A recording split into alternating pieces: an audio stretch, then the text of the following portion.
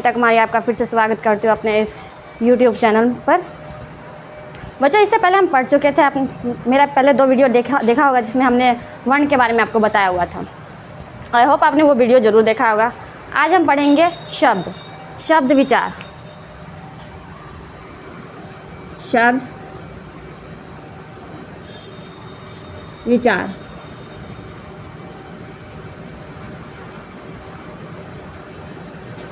जिसको हम इंग्लिश में बोलते हैं मॉर्फोलॉजी। क्या बोलते हैं? मॉर्फोलॉजी।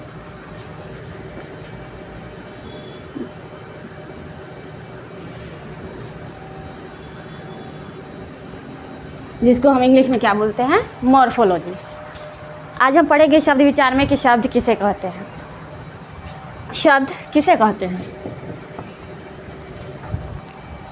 वर्णों व ध्वनियों के सार्थक मेल को क्या कहा जाता है? शब्द कहा जाता है। वर्णों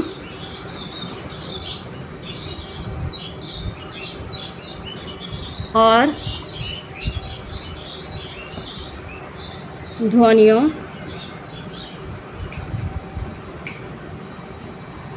के सार्थक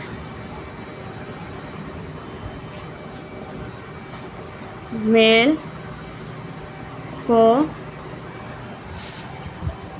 शब्द कहते हैं।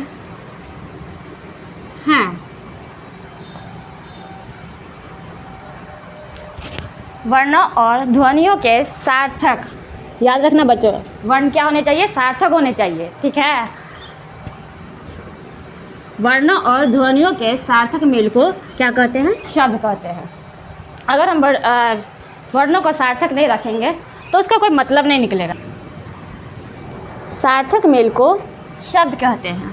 याद रखना बच्चों, वर्णों का मेल सार्थक होना चाहिए। जैसे हम लिखते हैं क म ल। इसका क्या है? वर्णों का यह क्या है? सार्थक मेल है जिसका कोई अर्थ होता है। कमल। ठीक है। अगर ये वर्ण कहीं से कहीं ले लेंगे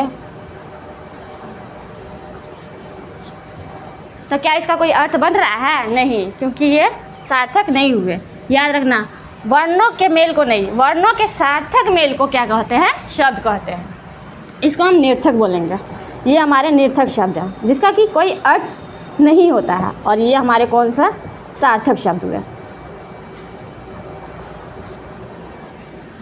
आप समझते हैं इसको कितने प्रकार में बांटा गया है? वर्णों को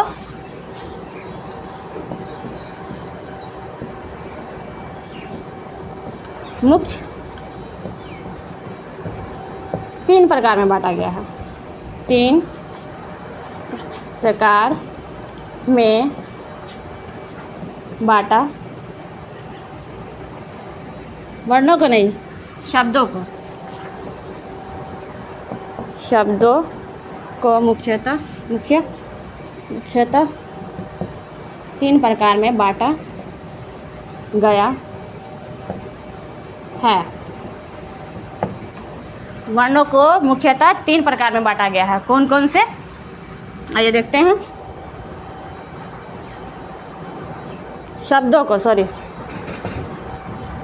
शब्द।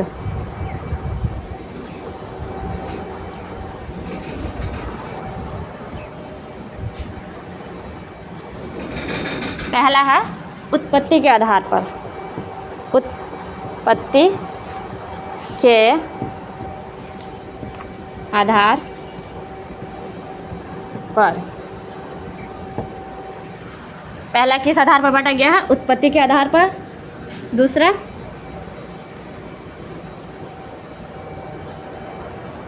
रचना या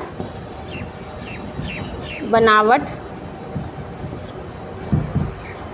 के आधार पर। और तीसरा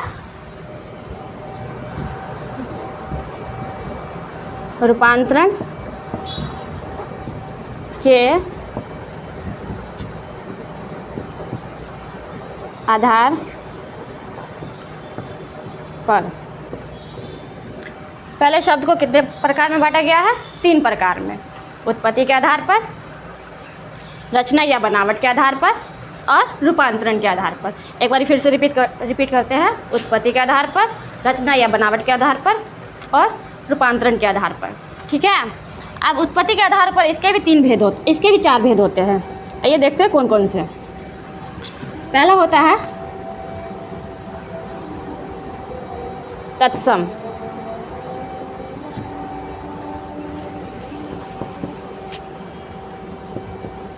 और दूसरा होता है तद्भव। तीसरा हमारा देशज। चौथा विदेशज।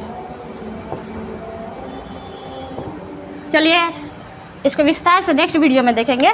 अभी सिर्फ तत्सम का थोड़ा सा को समझते हैं। तत्सम वो शब्द जो संस्कृत में भी प्रयोग किए जाते हैं। वैसे शब्द जो हिंदी और संस्कृत दोनों में प्रयोग किए जाते हैं उसको क्या कहा जाता है? तत्सम। जैसे कि इसका 1-2 उदाहरण ले लेते हैं। जैसे जल, पुष्प, इस सब को हम हिंदी और संस्कृत दोनों में प्रयोग करते हैं। और तद्भव संस्कृत के बिगड़े शब्द को ही क्या बोला जाता है? तद्भव बोला जाता है।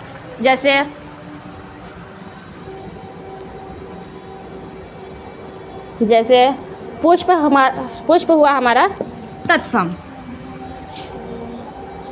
और इसका दूसरा रूप फूल, इसको क्या बोलेंगे हम?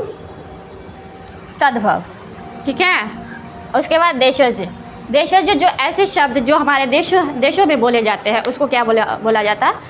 देशज, जो हमारे देश से लिए गए हैं। जैसे पगड़ी,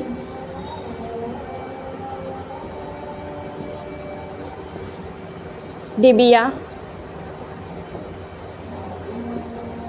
और भी ऐसे बहुत सारे शब्द हैं जो हमारे देश से जिसका उत्पत्ति हमारे देश से हुआ है। और नेक्स्ट है विदेशज। ये नाम से पता चल रहा है कि ये हमारे देश का नहीं बल्कि विदेशों से शब्द लिए गए हैं। जैसे कि साइकिल,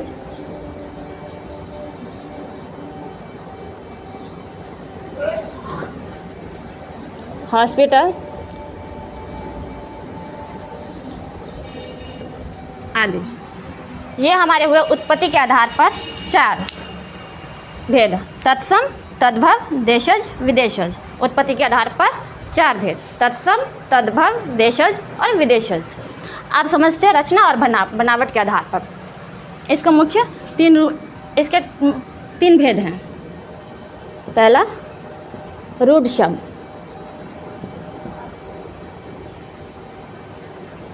रूढ़ शब्द। इसके बाद दूसरा हमारा यौगिक,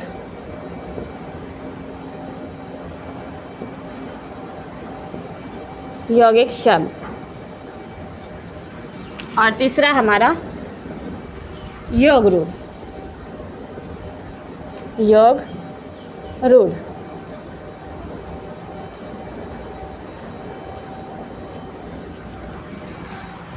रूढ़ शब्द वैसे शब्द होते हैं जिनको खंड करने पर उनका कोई मतलब नहीं बनता है। ऐसे शब्द को हम क्या बोलते हैं? रूढ़ शब्द। जैसे मान लो हम लिए हैं घर। अगर इस शब्द का हम खंड करते हैं तो इसका क्या होता है कि कोई अर्थ नहीं निकलता है। इसका क्या होता है? कोई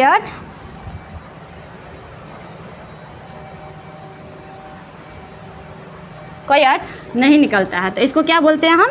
रूढ़ शब्द। ठीक है।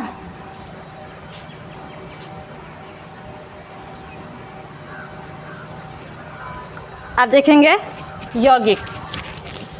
यौगिक ऐसे शब्द जिनका वर्गीकरण करने पर उनका अर्थ निकल के आता है। जैसे मान लो लिए रसोई घर, रसोई घर। अगर इस शब्द का हम वर्गीकरण करते हैं रसोई और घर, दोनों का क्या होता है? अपना एक अलग अर्थ होता है। उसके बाद आते हैं योग रूट। ये वैसे शब्द है जिनको अलग करने, जिनका एक अपना ये सामान्य अर्थ छोड़ के एक विशेष अर्थ प्रकट करते हैं। अपना सामान्य अर्थ छोड़कर एक विशेष अर्थ प्रकट करते हैं। जैसे चक्रपाणी, चक्रपाणी, चक्र का अर्थ दूसरा हुआ और पाणी का अर्थ दूसरा हुआ, लेकिन ये अपना क्या करते हैं, एक विशेष अर्थ प्रकट करते हैं, जिसका मतलब क्या होता है, विष्णु, विष्णु जी।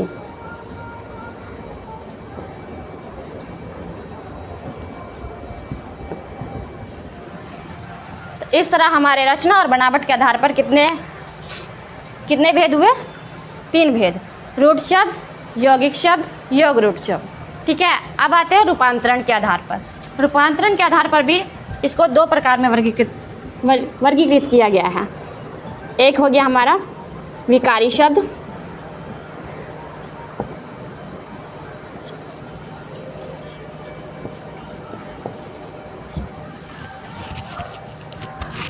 और दूसरा अविकारी शब्द।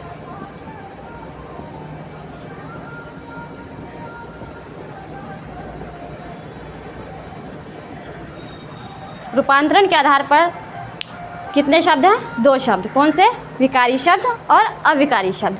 विकारी शब्द वैसे शब्द जिनका रूप लिंग या वचन के अनुसार क्या हो जाता है, उसका रूप बदल जाता है, उसको क्या बोलते हैं, विकारी शब्द। और वैसे अविकारी शब्द उसको बोलते हैं जिनका लिंग और वचन के अनुसार रूप में परिवर्तन नहीं होता है, उसको क्या बोला जाता है, अविकारी शब्द। अब आते हैं रूपांतरण के आधार पर विकारी शब्द। विकारी शब्द किसको बोलते हैं, जो शब्द लिंग, वचन, काल, कारक के अनुसार परिवर्तन होते हैं, उसको क्या बोलते हैं, विकारी शब्द। इसमें इसके कितने भेद होते हैं, 5, संज्ञा, सर्वनाम, विशेषण, क्रिया। और जो शब्द लिंग, वचन, काल और कारक के अनुसार जिस शब्द में परिवर्तन नहीं होता है, उसको क्या बोला जाता है, अविकारी शब्द। इसके कितने भेद होते हैं, क्रिया विशेषण, संबंध बोधक, समुच्चय बोधक, विषमयादि बोधक।